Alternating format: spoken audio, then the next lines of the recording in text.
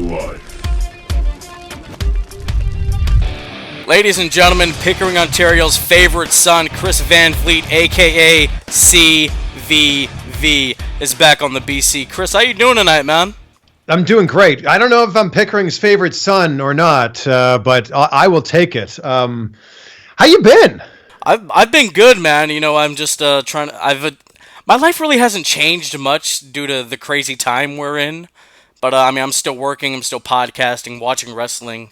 The only thing that's changed is I can't go do a show or go do an interview in person. That's the only thing. Yeah, same here. And I love that wrestling is the forever constant in not just in our lives, but just in the world right now. Every other sport, all the concerts are canceled. Wrestling continues on forever. Absolutely. Well, it's deemed an essential business, apparently. I guess so. Yeah, so I want to start with you. You were on the show last, was it June? And a little bit after that, you got signed to AEW, you know, the graphic Chris Van Vliet's All Elite. I just want to find out how that came about, and then what happened. We haven't really seen you there. You made like a couple of appearances, and that was it. Yeah, it was such an honor, man, to be part of that first show on TNT.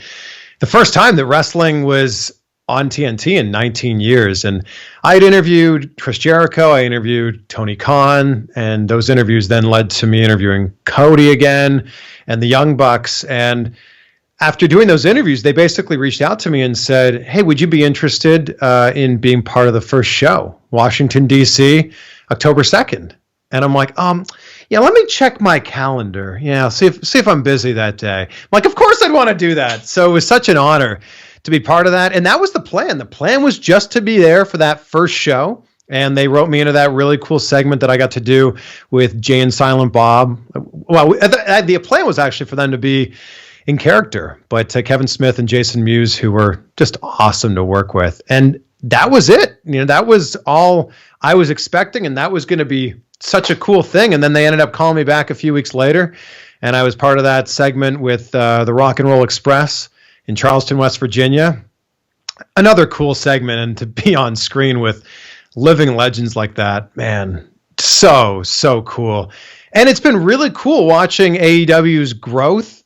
Basically, I mean, they basically turned a year old in terms of what we've seen in the ring this last weekend. Sure, they were announced January 1st last year, but Double or Nothing. Today, that's the 1 year anniversary. That's right. Yeah.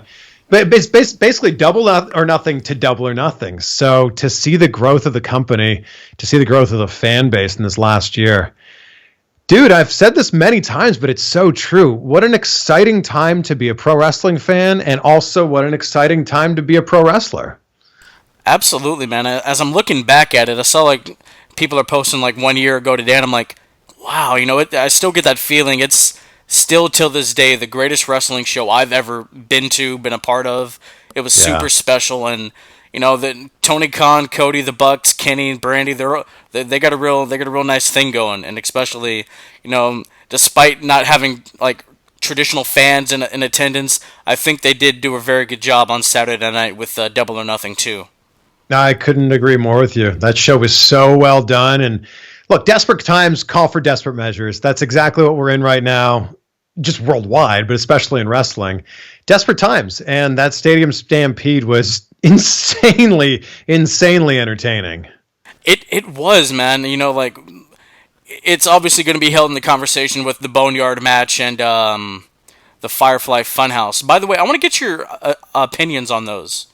What did you think about those two overly produced WWE matches, so to speak? So what's interesting is under any other circumstances, we would have just thought of them as ridiculous, stupid matches. And I think that we all kind of collectively rolled our eyes when we heard that WWE was going to produce film-style matches. We're like, oh, come on, this is going to be so stupid.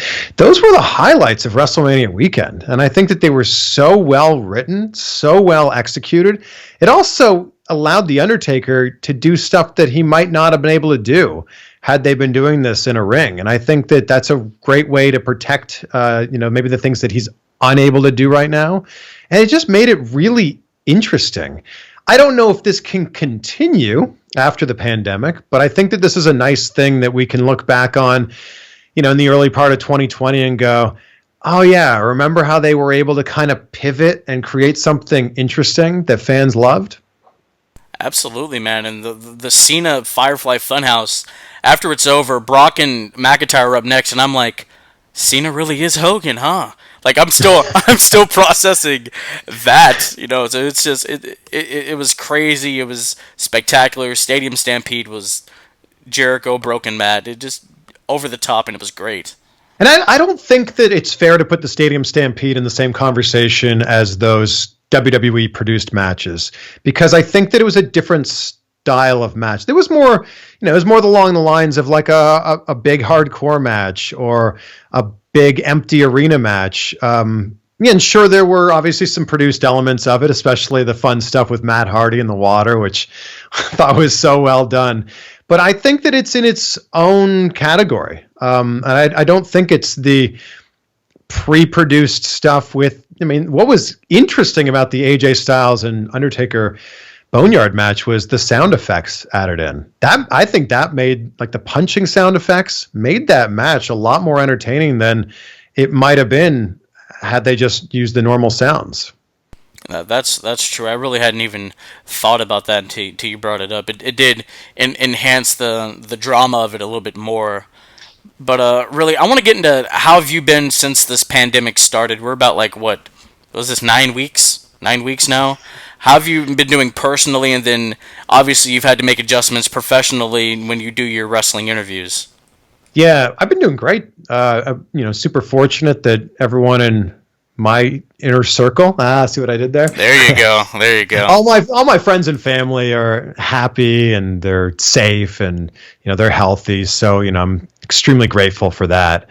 But yeah, I've had to make a few changes. Like I've always said that I love doing my interviews in person, even if it just gives me that 1% edge to make it that much better, to be able to look someone in the eye, shake their hand, and just feed off their energy. And obviously that's not a possibility right now. Hopefully it will be soon, but that's not a possibility right now. So I went out and outfitted myself with some better gear to know that if I'm going to be doing these interviews this way, I want them to look better and sound better. So I bought a webcam. I didn't even think they sold those things anymore. I have one built into my computer. I have an incredible workhorse of a computer. It's this Dell that exports the videos for YouTube so fast.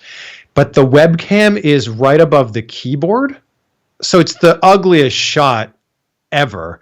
And I realized quickly that was not going to fly. Like people looking up my nose while I was doing interviews. So got a webcam, got this microphone, and look, I've just tried to take the situation like everybody else has and just tried to make the best of it. I think I'm not alone when I say that I thought this would be over sooner.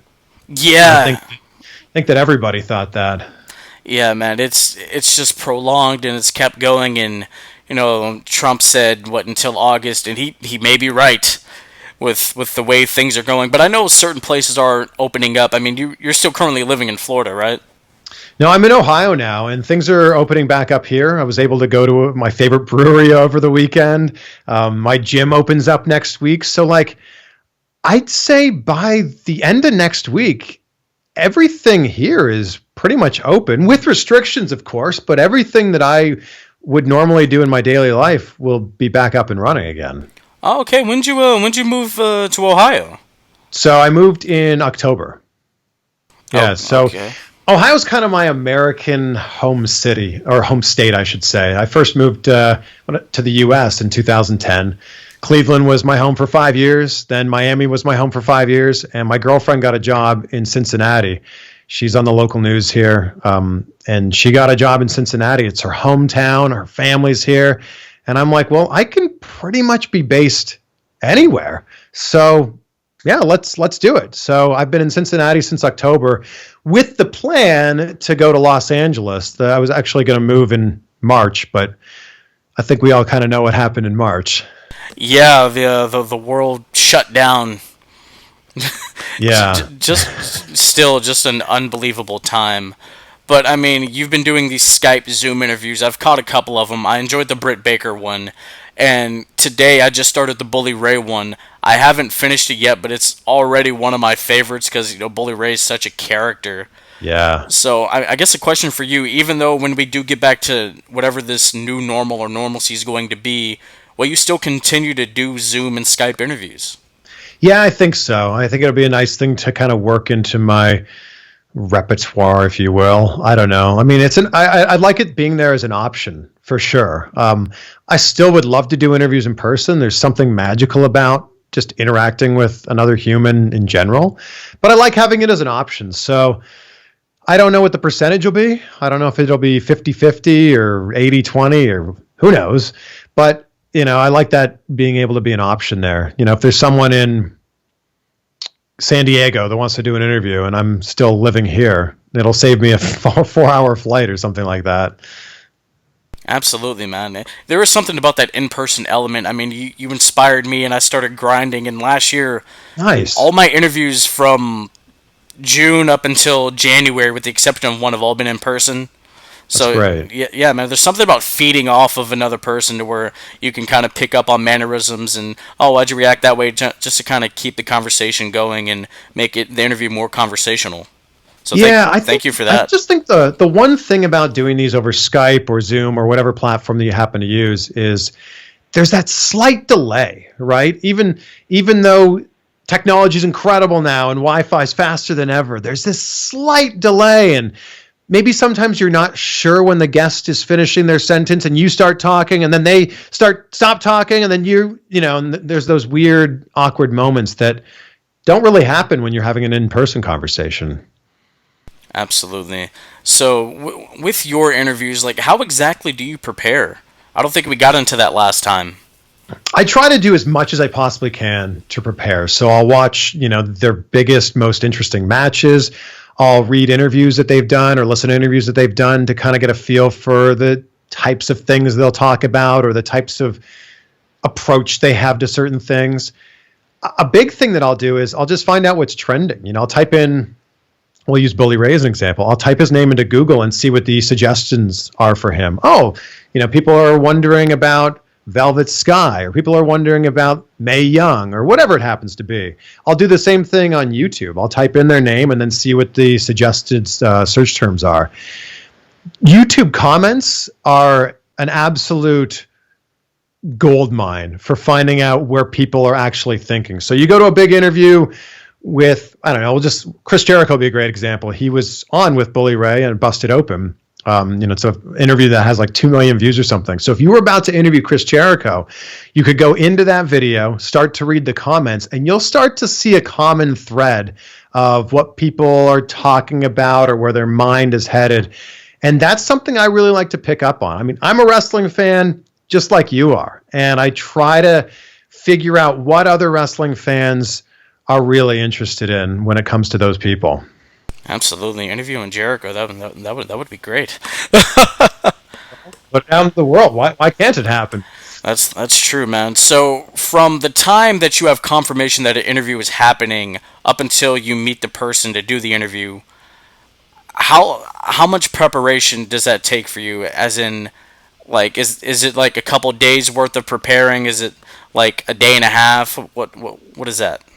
I don't really put a time limit on it, but I just kind of want to get a general idea of what are the main topics that we should talk about, or what are the main news stories that people are wondering about when it comes to this person. So I just did an interview today with Jordynne Grace, and it was a great interview. She's awesome and so supremely talented, and I was really looking forward to doing this interview with her.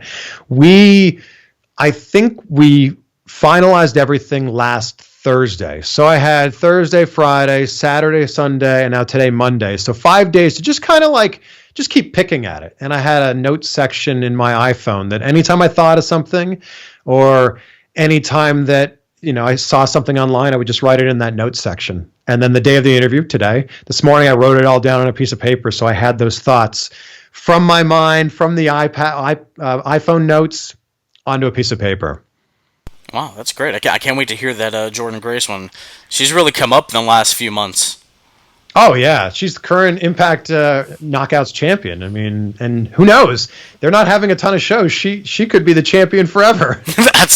That's true. She could have a fabulous Moolah Jace run. We don't know. We actually looked it up during the interview. Taya has the longest run at 377 days. So I'm like, all right, let's do some math here. You won the belt on January 18th, so you have until January 29th to tie her title run. Yeah, it's possible. You might only have like 5 shows between now and then. That's possible. It's basically being defended on UFC terms. You defended like once every 3 months or something like that. Yeah, I guess so. Yeah. That's awesome. So over the last few months, really last 6 months, your podcast has really blown up. How did you get involved with Bluewire? They reached out to me. So my podcast is not even a month or not even a year old. I started my podcast as a way to give people the option to listen to my show, listen to the interviews, not just have to like keep the YouTube window open or keep the YouTube app open on your phone. So I just thought of this, a little over a year ago. I thought, you know what if we just take the audio, put it in a podcast form, and then someone can listen while they're walking their dog or running or commuting to work. I'm blown away all the time by all the people who tell me that they listen while they're at work. I mean, that's so wild to me. So I was about a month in, and Kevin Jones, who's the CEO of Bluewire, reached out to me and said, we love what you're doing with your YouTube channel, and if that will convert over your podcast, which we assume it will, we'd love to work with you. So I've been so fortunate. They're an incredible team to work with. And I'm working with some other very talented wrestling podcasters as part of the Bluewire podcast network, but they've got basketball, football, baseball, you name it. Bluewire is running the gamut, and Bluewire is only about a year old too. I think that's a network that you're going to be hearing a lot about in the next few years to come. Really? What other wrestling podcasters are on Bluewire? I would have to look that up. There's 3 or 4 of them. There's some great shows, and we're just trying to keep up. And I've been so fortunate that over the last 3 weeks, my show's been in the Apple Top 200, and that's of course because we've had some pretty great guests that have agreed to be part of the show. But dude, it's so cool looking at the Apple Top 200, and you've got shows from the NFL and ESPN and Fox Sports, like Colin Cowherd's show is on there, and Barstool Sports have a show on there. Dan Patrick's on the list, and then there's me. And it's like, oh, wow, and that's the power of being with a great network. Yeah, so you were with Libsyn before, right?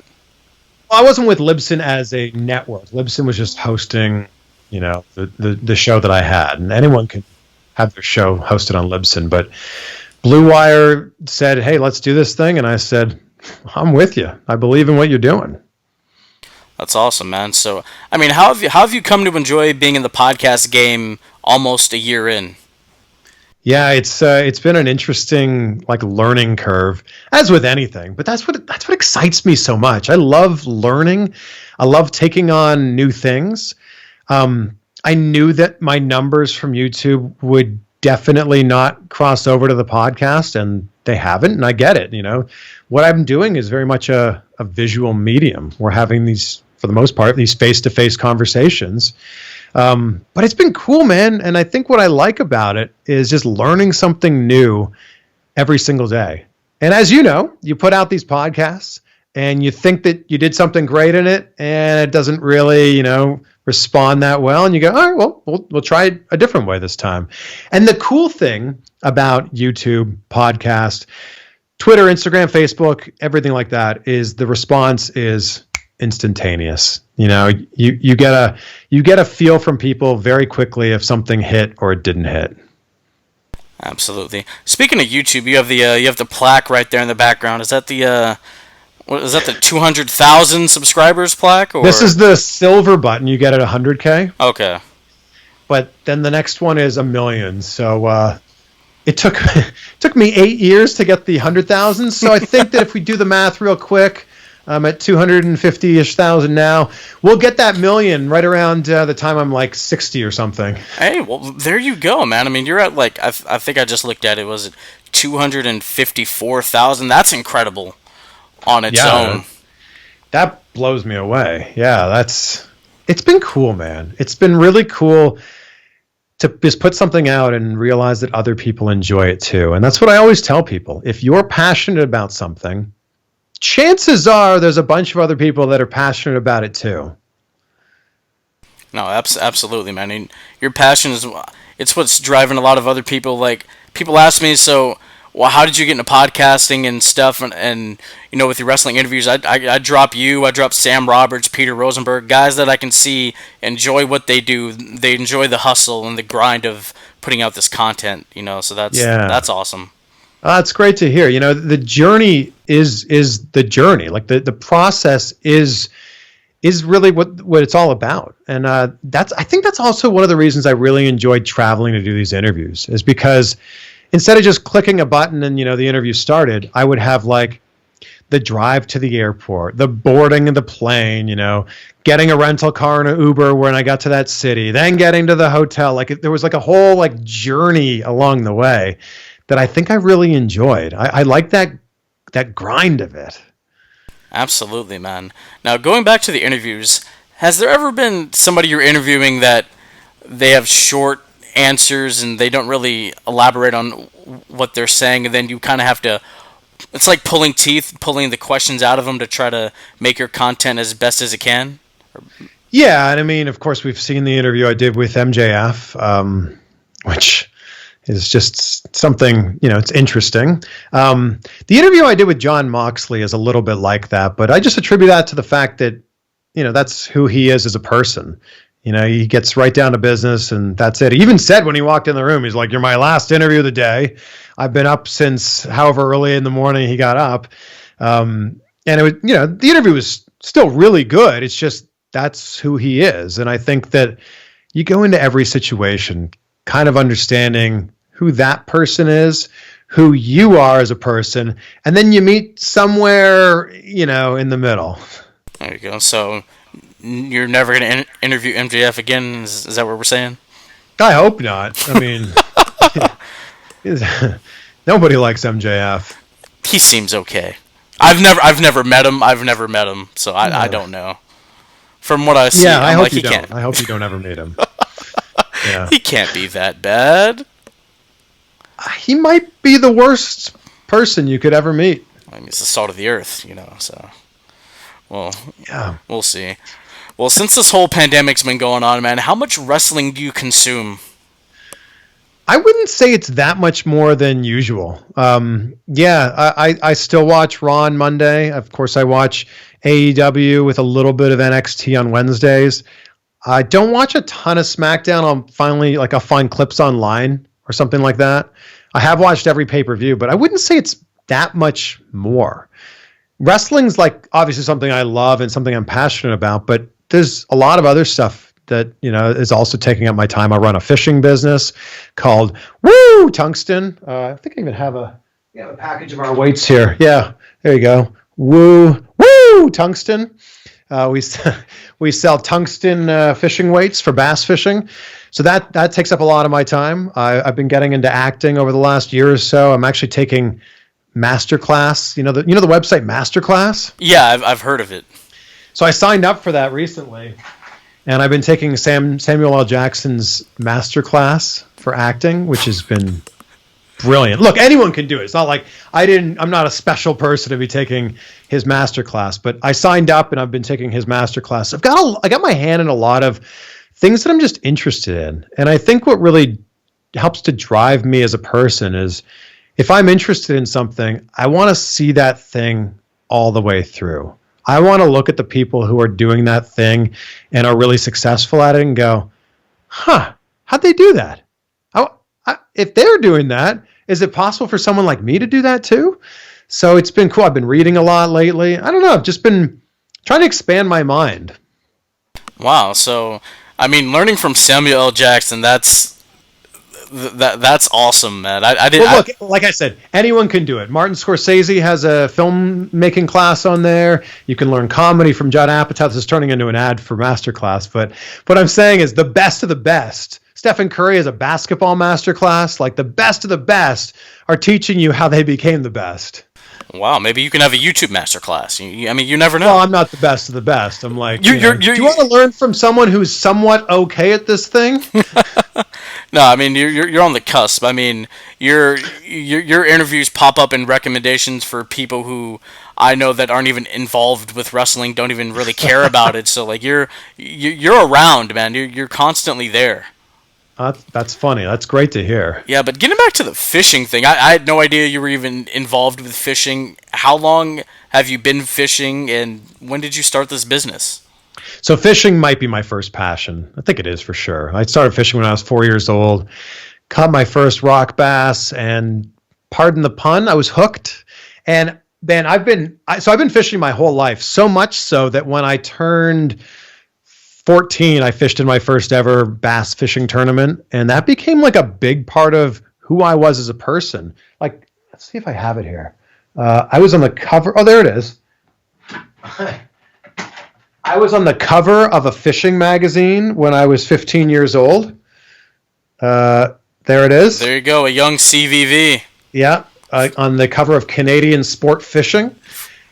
Fishing was my thing, so much so that people in high school like nicknamed me Fish or Fish Boy, Fisherman. Yeah, like once again, when I'm passionate about something, like I go all the way with it. So I was fishing in professional bass fishing tournaments on the amateur side, but if there's anyone listening or watching that's a bass fisherman, they'll know about the BASS, the Bass Angler Sportsman Society. That's like the NFL of bass fishing. And I would fish in their tournaments on the amateur side.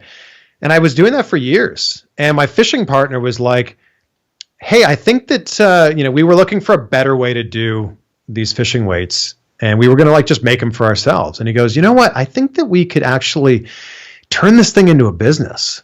So long story short, this was in 2016. We started our company. And it's called Woo Tungsten. Number one, because woo's a fun thing to say, and I think we all know how fun woo is to say and how contagious it is. But it's also the thing that you yell when you catch a giant fish. Woo! So that's been it's a really fun thing that we've been taking on now for the last 4 years. That's awesome, man. I had no idea.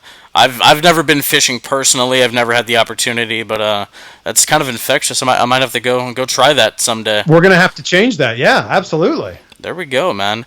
So, I mean, this is a popular question people have asked me to ask you since I told them I was going to be interviewing you. How long did it take your chest to heal after you took all those chops from Tyler Breeze, Sean Spears, and other kids at Flatbacks? Yeah, so that was in January, and now we're almost there. We're almost healed up. No, it took 6 days. And obviously when I took that photo that I posted online and Sean Spears and Tyler Breeze retweeted, that was at like the pinnacle and the peak of like the worst that it looked. Like it got better like almost immediately after that photo, but look, it didn't tickle. And that was a very interesting experience. So 6 days is how long it took to heal. But I do want to put it out there that was completely 100% my idea. And it didn't come across that way in the video because that's how we planned it. But I went to visit the school. I become friends with Sean Spears, and I said, man, I want to come to Flatbacks and like let people know that this exists. And I trained to be a pro wrestler when I was 20 years old in Toronto. And then I kind of had to decide, like, am I going to continue doing wrestling school or am I going to continue doing school and get my degree? And, you really can't do both. You can't half-ass both and expect to come out on top. So I decided that I was going to finish with school. So I said to Sean, look, I got a little bit of training. I'll come in, I'll run the ropes, I'll take some bumps, we'll lock it up, and we'll let people know that the school exists. I think it'd be a cool video. And he goes, well, how about at the end? I'll give you a chop. And I'm like, I mean, sure. I mean, I just don't think one chop. That's not that cool. Why don't we line up all your students and have them chop me? And he's like, oh, okay, sure. Little did I know that at Flatbacks, every student gets 2 chops. So 8 students plus Breeze plus Spears times 2, it was 20 chops. Jesus, man. I mean, it did look brutal. My chest like hurt. I felt like my chest caved in watching. I was like, oh Jesus. But those running the ropes and those bumps, they looked pretty nice, man. Any chance Chris Sharp makes a debut somewhere? Ooh, I like that you remember my backyard wrestling name. Thank you. No problem. I don't know. I think that the thing is, sure, yeah, I could do it. Absolutely. I think that anyone can do anything. I think the thing is, like, I just turned 37 last week. Not that I feel 37, but I think the thing is, obviously, I'd have less years in front of me than I would have behind me for a wrestling career. Or maybe not like a run, maybe just like a one-off match, so to speak. But I think the thing is, I'd want it to be perfect. Okay. And I know that, you know, I would absolutely put in the time to train for a year or two or whatever it takes, but I would want it to be perfect. And if you look at anybody's wrestling career, I don't care if you're Bret Hart, John Cena, you know, whoever, your first like 10 or 15 matches are like, yeah, you know, they're not great. And I know that if I was only going to have one or two or three matches, and those one or two or three matches are going to be not great, is that what I really want people to remember from my, you know, in-ring wrestling career? And I just keep thinking to myself, no, like I want it to be really, really good. And I'm so aware that wrestling's one of those things that you only get better by doing it. No, absolutely. I mean, Simon Miller from What Culture, I think he's around your age, and he broke in like a few years ago. Yep. So, I mean, you never know, realistically. I mean, we're looking at guys who are in their, like Jericho, late 40s. We could say in the prime of his career. For sure. Possibly. So, I mean, you never know, man. I mean, we saw the stuff you put online. You look to be in fantastic shape, so you never know. You could make the argument that Jericho's been in the prime of his career every single year of his career. Like, that's a how possibility. good is he? I think since like 2008, when he put on the suit and tie, up until now, constant reinvention, constantly in the conversation. Oh, absolutely. You know, one of the greatest of all time, certainly the greatest of all time when it comes to reinvention, and still at the core of it remaining Chris Jericho, but constantly evolving and reinventing himself. But, you know, you brought up Simon Miller, who I've become close with. You know, we do a similar thing on YouTube, and I've had him on the show twice for an interview. And he'll tell you that, you know, he's been wrestling now for 2 years. He'll tell you that his matches 2 years ago are awful compared to the matches that he's having now. And he's wrestling, well, you know, was wrestling before the pandemic 2 and 3 and 4 times a week. You know, and it's that whole Malcolm Gladwell 10,000 hours thing. You become an expert after 10,000 hours of doing it. And as a wrestler, that's like 10,000 matches, like, you know, or at least, you know, being on the road that much or in the ring that much. And I just know that I'd want to be great at it. And it would take a lot of reps for it to be great. So I'm not saying it's not going to happen. I'm just saying I think that I would want it to be really, really, really good, and I know that it wouldn't be. Absolutely, I get you, man. And you mentioned about a storybook ending. I want to talk to you about this. The Undertaker's Last Ride documentaries have been on the network. What do you think the perfect ending could be for him at this stage? I mean, he's had opportunities. 33 in Orlando with Roman. He didn't like the matches we've seen from the doc. What do you think could be the perfect ending for the dead man? I don't know, because the match with Roman should have been the perfect ending. And if he didn't like that match, I mean, talk about raising the bar and, you know, wanting it to be really, really, really good. There's a guy who strives for perfection every single time he's in the ring. So if we make a match with him and Cena or Roman or whoever the match happens to be, I'm sure he's going to look at that with a critical eye and go, ugh, I could have done something better here, or could have changed that. So I don't know. And I think it's going to have to take Vince McMahon going, no, this is it. This is your final match.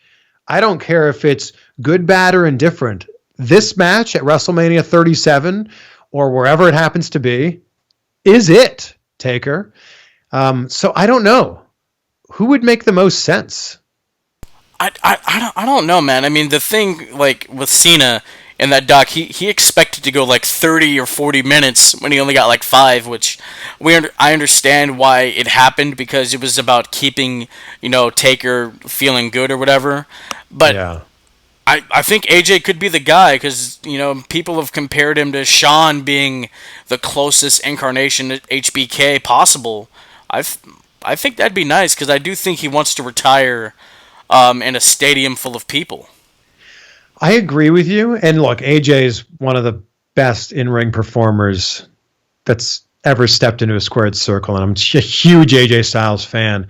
But I think that if you look at the legacy of The Undertaker, I don't know if AJ Styles, who's only been in WWE for, is it 4 years? Yeah. I don't know if that makes the most sense. You know what I mean? I think that you should go with someone who has a little bit more tenure. And I'm not saying that AJ Styles isn't deserving because he absolutely 100% is. But I think you would take someone who The Undertaker has maybe a little bit more history with. Maybe it's Triple H. Maybe it's John Cena. Maybe Kane comes back and they have a match. I don't know. Yeah, I don't. I guess I could see Cena more as that would be Cena's quote unquote redemption. So maybe that quite possibly. But I mean, have you seen the Last Ride docuseries? And if so, what have you thought of it? Yeah, I think it's so well done. And I like that they're also kind of peppering it in week by week instead of doing the old Netflix thing where it's like, here's all the episodes, and then you binge them all like that and it's done. I think they've done such an incredible job. And there's someone in The Undertaker who doesn't usually give a look into his private life. And I feel like we're seeing something super special here. I mean, it took us like 30 years to finally see this side of him, but I think it's really, really well done. And it's raised the bar for any other show that's going to come on the WWE network after this one. They're all going to have to be that good. Absolutely. I mean, for a guy that's protected this character for 30 years, like you said, to kind of just let it all out in the open, you're like, what? I know people have had mixed feelings, like, kayfabe should be alive, we don't want to see this. And then once they've seen it, they're like, I didn't know I needed this. Yeah. And I'm completely with you. And we're living in an era now where kayfabe has definitely been blurred. That line has been blurred a lot. Or you might say that kayfabe is dead or certainly dying. Well, I think that this is the perfect type of documentary for that then. No, absolutely, man. Absolutely. It's just crazy to see, the man behind this mythical character, Yeah.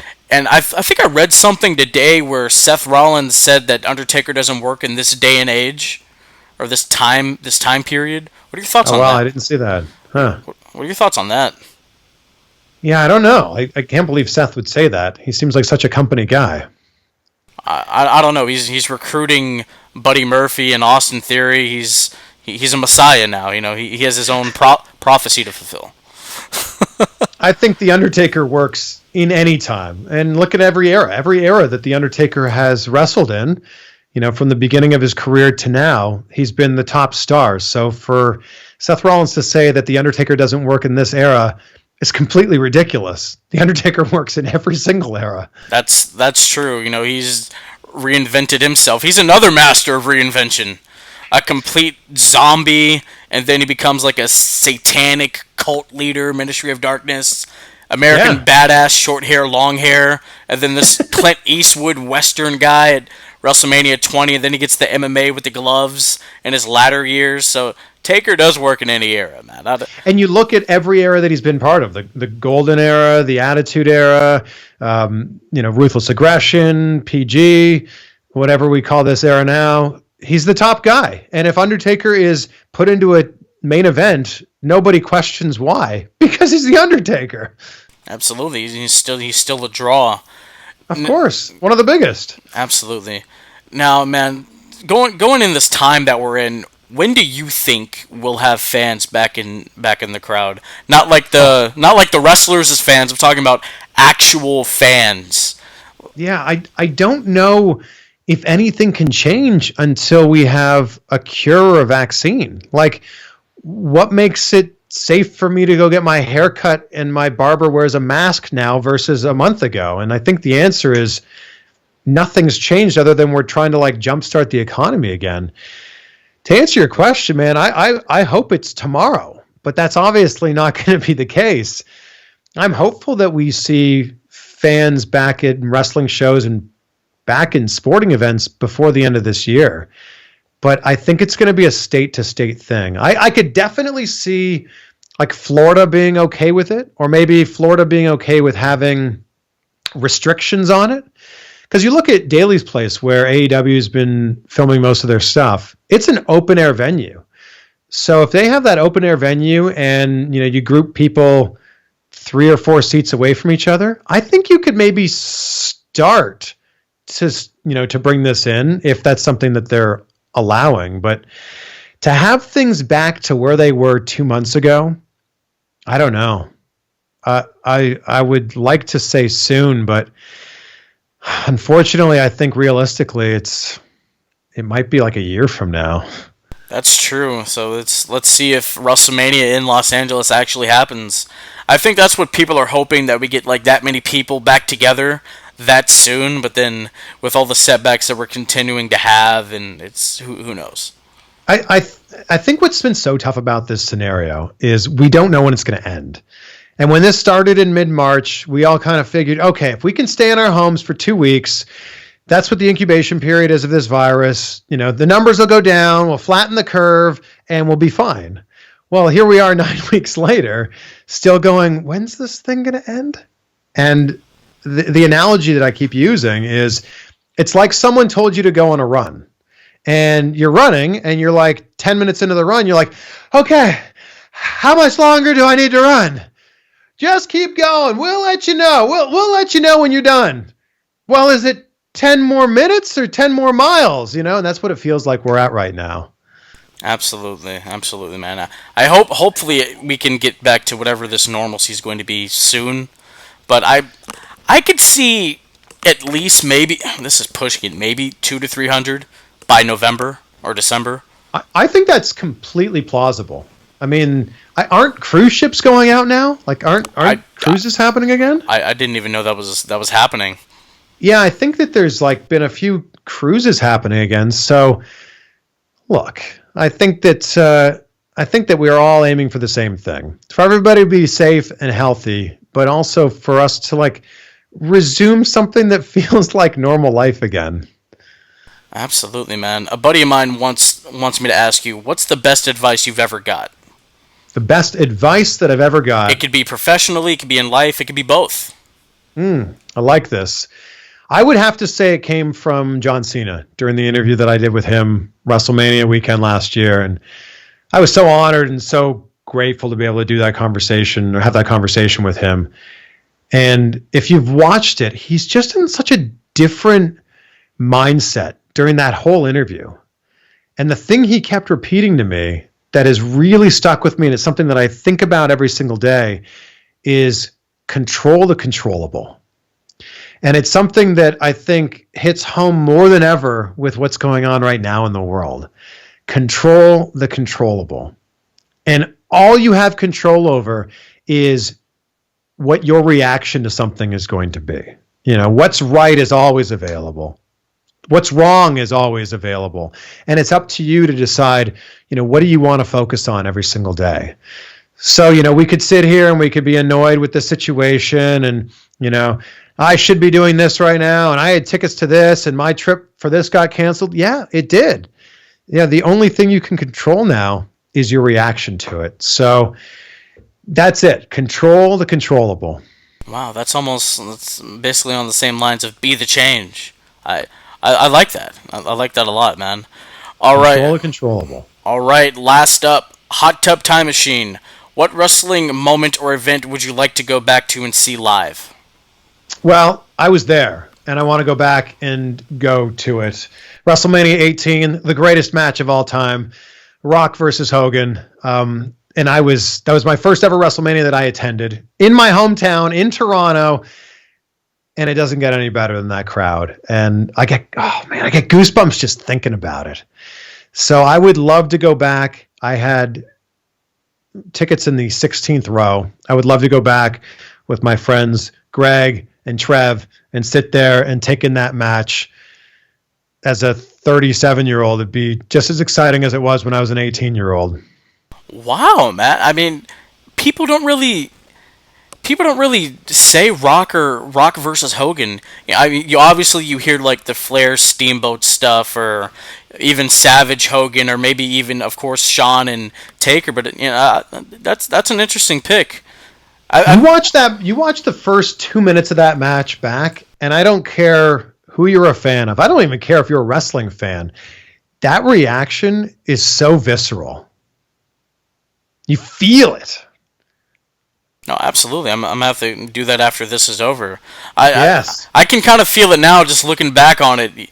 I mean, two of the biggest stars, quote unquote, the guys who are on the Rushmore of wrestling, if we could say. I think we could put Rock there. Just two guys going at it at the biggest show in wrestling history. Well, I think the greatest thing about that match is Rock was supposed to be the babyface. Hogan was supposed to be the heel. And you had you had 70,000 Hulkamaniacs in the Sky Dome. And so quickly, the roles changed. Right after their first knockdown, Hogan knocked down The Rock. The crowd went insane for it. And just like that, Rock worked the match as a heel. Hogan worked the match as a face. And then Hogan told me. So I told Hogan this was my favorite match of all time. And I said, I got to ask you, did you know that the NWO was going to jump you after the match? And he goes, I had no idea, brother. The referee just told me to stay down. I didn't know why. He just told me to stay in the ring. And and I'm like, this is mind-blowing to me that Hogan's telling me this story. And he said the referee just told him to stay in the ring. It was Mike Chioda. Told him to stay in the ring, which he thought was weird because Rock had won the match. And he thought, Rock should have the moment in the ring. And then out of nowhere, Hall and Nash come down, beat him up. The next night, he turns face in Montreal on Raw. And I'm like, wow, like what a cool moment, and and that just put the cherry on top of why I love this match so much. Wow, that's great to have insight from the Hulkster. Did he show off the 24-inch pythons too? Yeah, how can he not show them off? His arms are gigantic. Well, I think that's going to wrap it up. Love the beard, by the way, man. I see you've really grew it out there. Well, I was inspired by you. I'm trying to get my beard to your level. Oh, man, it's okay. I was shaving it for a while, and then, everything shuts down, so you kind of just have to let it happen.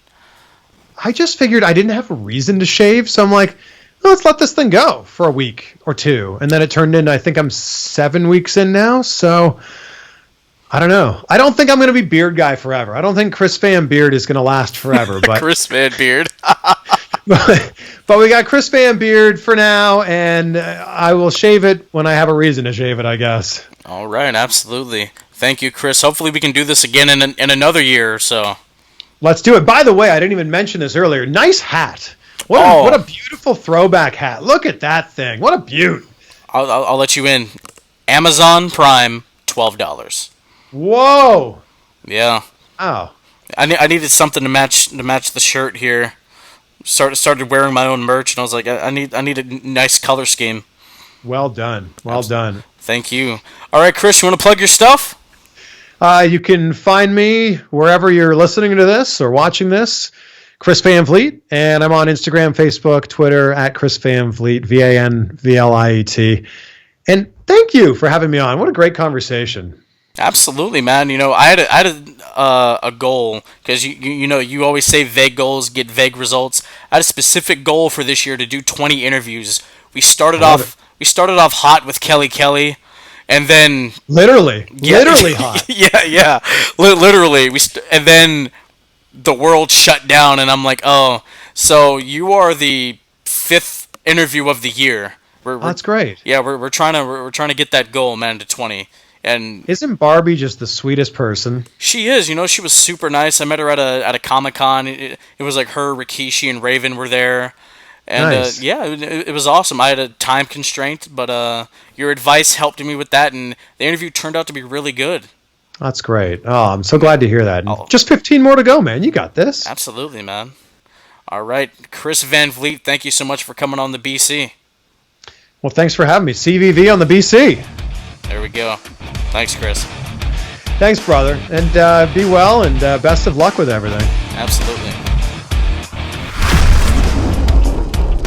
This has been the Bullcast. Thank you for listening.